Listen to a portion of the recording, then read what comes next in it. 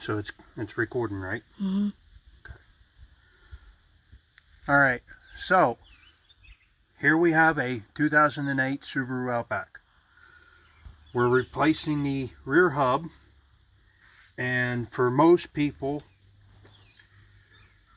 what we encounter is a lot of rust, especially up north. So all the nuts or all the bolts are out. You're hammering on it, it doesn't come out.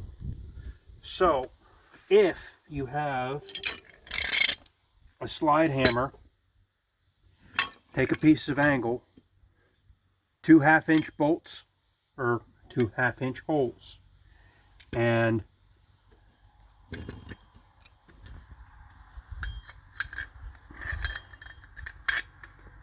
right up in there, pops right out.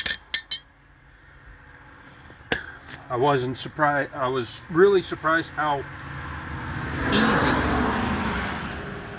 that came off with the slide hammer. And because it came with the backing plate out,